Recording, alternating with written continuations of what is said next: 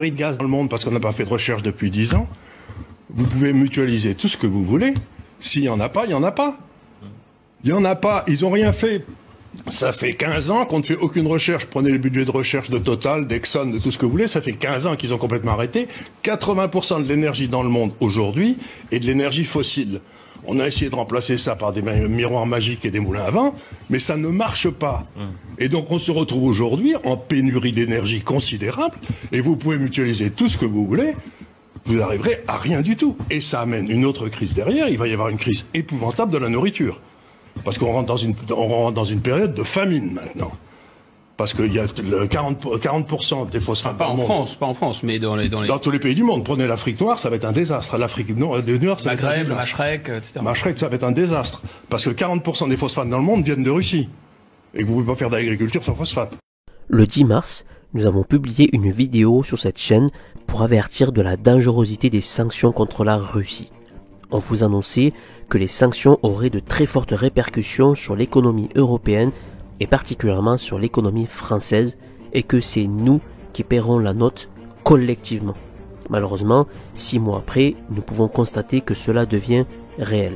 À titre d'exemple, le porte-parole du gouvernement, Olivier Véran, appelle les Français à changer leur habitude pour éviter le rationnement de l'énergie cet hiver. Ou encore, le gouvernement qui appelle à la responsabilité collective pour éviter le rationnement de l'électricité. Pourtant, dès le début des sanctions, l'équation était simple à comprendre. La Russie possède toutes les matières premières et l'Union européenne n'en possède que très peu, et elle est dépendante à plus de 45% des énergies auprès de la Russie. C'est donc un bras de fer qui s'est engagé entre l'Union européenne et la Russie. Le résultat commence d'ores et déjà à émerger. Avec la fermeture de Nord Stream 1 qui n'envoie plus de gaz à l'Europe, la coupure de gaz à Engie et les bénéfices records de Gazprom, tout était déjà écrit à l'avance. Comme attendu, il semblerait que Poutine et la Russie soient en train de gagner la guerre des sanctions économiques. Nous allons voir dans cette vidéo pourquoi Poutine a gagné sa guerre économique contre l'Union européenne, la manière dont l'Union européenne s'enfonce jour après jour, et nous conclurons sur les vraies raisons de ces sanctions qui ne sont pas pour les droits de l'homme, mais pour des intérêts étrangers.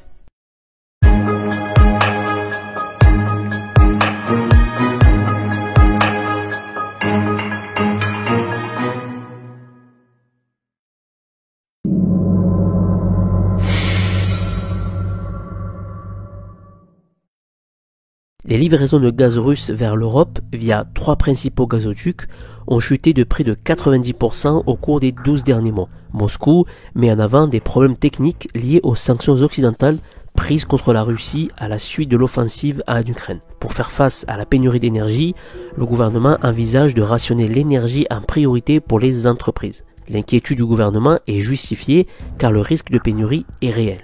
Ainsi, le cabinet Refinitiv s'est intéressé aux capacités de résistance de la production électrique française pour cet hiver. Après avoir étudié près de 30 scénarios climatiques, d'un hiver doux à un hiver catastrophiquement glacial, le cabinet en a conclu que le risque de coupure était perceptible. Ainsi, dans 40% des scénarios, la France serait confrontée pendant au moins 1 heure à un manque de 5 gigawatts d'électricité avec des pics à 12 gigawatts. L'offre d'électricité serait insuffisante cet hiver, importation comprise, avec 3 périodes à haut risque de coupure. Fin novembre, début décembre, la seconde semaine de janvier et fin janvier à début février. Les Français pourraient également connaître des coupures d'électricité. En dernier recours, pour éviter le blackout général, RTE, Réseau de transport d'électricité, qui gère le réseau électrique, prévoit un processus de délestage. Concrètement, il s'agit de coupures ciblées, organisées et réparties sur l'ensemble du territoire. Des quartiers entiers seraient alors privés d'électricité. RTE prévient que ces coupures ne devraient pas dépasser 2 heures. Par ailleurs, les habitants concernés seraient prévenus un jour avant sur EcoWatt, un site internet qui publie une météo de la consommation électrique en France. On ne pourra pas compter sur nos centrales nucléaires car la moitié des réacteurs nucléaires français sont indisponibles. En effet, 28 des 56 réacteurs du territoire sont à l'arrêt. Or, le nucléaire fournit 70% de la production d'électricité en France. Une pénurie d'énergie entraînera des conséquences sur l'économie et provoquera même des pénuries alimentaires. Par exemple, une potentielle pénurie de yaourt est à prévoir. En cas de pénurie de gaz ou un gaz trop cher, les usines ne pourront plus pasteuriser le lait. Le même problème est à prévoir avec l'ammoniac, les engrais ou encore les boissons gazeuses. Mis à part les pénuries, ce sont surtout les fermetures d'usines et le chômage qui guettent les pays européens. Cela a déjà commencé avec le verrier Duralex qui est contraint de baisser sa production et met ses employés au chômage partiel à cause de l'envolée du prix du gaz. Concernant les Britanniques, leur situation est encore plus précaire. Le journal britannique The Sun a titré le 3 septembre 2022 « Bienvenue dans la Russie frappée par les sanctions où les prix sont en baisse alors que les Britanniques souffrent d'une inflation galopante ». Le tabloïd distribué à plus d'1 million d'exemplaires par jour nous explique que le gouvernement de Poutine a subventionné les coûts alimentaires pour s'assurer que la population russe ne soit pas touchée par les sanctions. Comme nous le montre leur tableau comparatif, les factures énergétiques britanniques ont augmenté de plus de 80% par rapport à l'augmentation de 10% pour les Russes. Loin d'avoir impacté la Russie, les sanctions ont accéléré l'inflation alimentaire au Royaume-Uni. Le prix des aliments a augmenté de 10,5% par rapport à l'année précédente. En revanche, à Moscou, le prix des denrées alimentaires a chuté de 11,3%. Le Media Challenge nous apprend même que l'économie russe est en train de redémarrer. Selon Goldman Sachs, l'activité russe s'est montrée plus dynamique que celle des États-Unis ces dernières semaines. Tout cela démontre un peu plus à quel point les sanctions sont contre-productives. Et ce n'est que le début, car au moment de l'hiver, l'industrie française et européenne seront sacrifiées. Des plans d'aide et de sauvetage similaires au Covid seront à prévoir. Évidemment, cela va se traduire par de la dette que nous allons devoir payer encore une fois. Lorsqu'il faudra payer la facture, le gouvernement nous demandera encore un effort supplémentaire. L'Union européenne se vante d'avoir fait reculer la Russie technologiquement de plusieurs décennies. Cependant, si nous avons des pénuries d'énergie, la Russie aura fait reculer l'Union européenne au Moyen-Âge. L'Union européenne a cherché à avoir le gaz et l'argent du gaz et au final, elle aura les pénuries, le chômage et le blackout.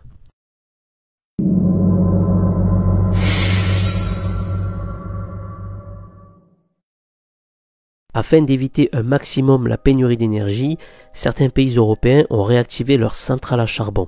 Il va sans dire que cela va énormément augmenter la part de CO2. Dès la fin du mois de juin, la coalition du chancelier Olaf Scholz a donné son feu vert au redémarrage de 27 centrales à charbon et ce jusqu'en mars 2024.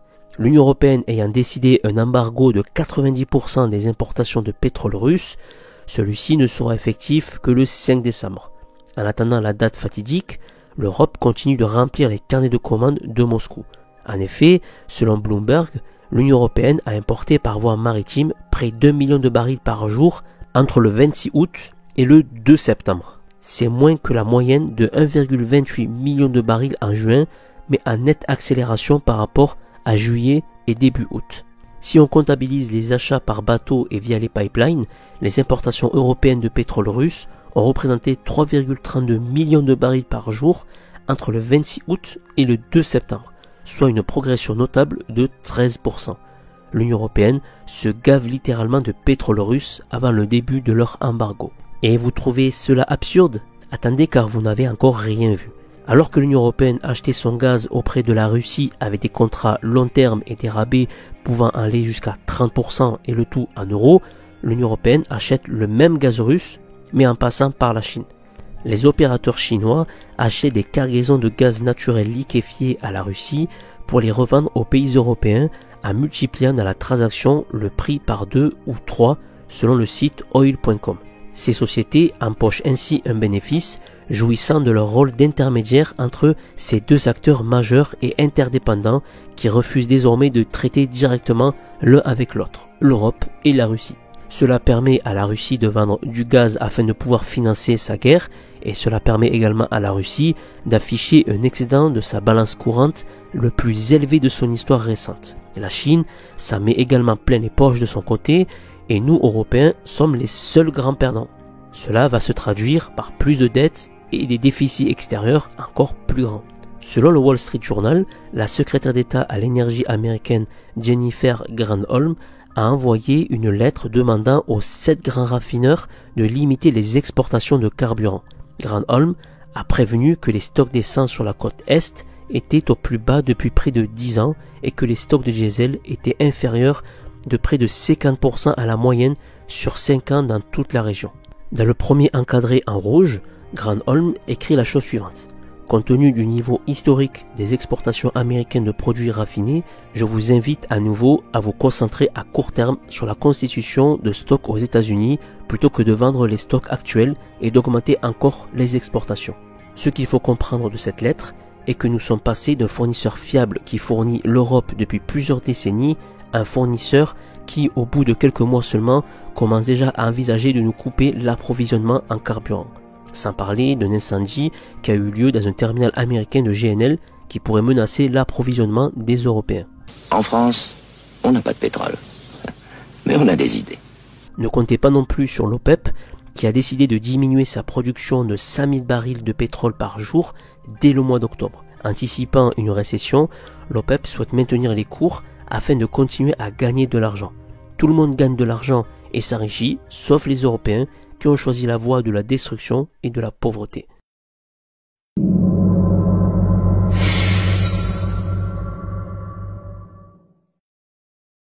Lorsque vous écoutez les politiciens ou les médias qui font la promotion des sanctions contre la Russie, les raisons sont toujours les mêmes. Il faut le faire pour les droits de l'homme, car nous sommes contre la guerre et nous voulons arrêter la mort de civils et d'enfants. Vouloir la paix est louable. Cependant, ce narratif qui nous est raconté dans les médias mainstream est faux, voire hypocrite. Est-ce que les Européens ont sanctionné les États-Unis pour la guerre injustifiée en Irak et au Moyen-Orient qui aurait coûté la mort à plus de 900 000 personnes? Pourquoi les Européens ne critiquent pas le fait que les États-Unis empêchent toute enquête de la Cour pénale internationale sur les crimes de guerre américains en Irak ou en Afghanistan? Pourquoi les Européens ne mènent-ils pas des sanctions économiques et un embargo envers l'Arabie Saoudite qui mène une guerre contre le Yémen qui a fait plus de 380 000 morts et selon l'UNICEF, un enfant y meurt toutes les 10 minutes à cause de la guerre. Nous sommes très loin des morts causées par la Russie en Ukraine. Concernant le Qatar, selon le quotidien britannique The Guardian, 6500 travailleurs migrants sont décédés depuis 2010 sur les différents chantiers. Où sont les pourfendeurs des dictatures? Pourquoi n'y a-t-il pas de sanctions ou de boycott de la part des Occidentaux? La raison est très simple, la politique des Européens est constamment alignée sur les intérêts de Washington. L'Union européenne n'a aucun intérêt à s'aborder son économie et à se détourner de son fournisseur en énergie depuis plusieurs décennies. La France n'a absolument aucun intérêt en Ukraine. Vous devez prendre conscience que votre confort de vie va être sacrifié et que vous allez subir une crise non pas pour les droits de l'homme, mais uniquement parce que nous prenons part à une bataille entre les États-Unis et la Russie. Afin de maintenir leur domination et ralentir leur déclin, les États-Unis sont prêts à se battre jusqu'au dernier Européen. Cette vassalisation de l'Europe envers les États-Unis ne date pas d'hier. Déjà, le général de Gaulle disait en 1963 « L'Europe occidentale est devenue, sans même s'en apercevoir, un protectorat des Américains. Il s'agit maintenant de nous débarrasser de leur domination. » Mais la difficulté dans ce cas, c'est que les colonisés ne cherchent pas vraiment à s'émanciper. Les vues du Pentagone sur la stratégie planétaire, les vues du business américain sur l'économie mondiale nous sont imposées. Bien des Européens y sont favorables. Nous vous souhaitons une bonne Coupe du Monde du Qatar avec leur magnifique tombeau climatisé. Enfin, si nous avons de l'énergie en décembre et si vous avez les moyens de la payer d'ici là.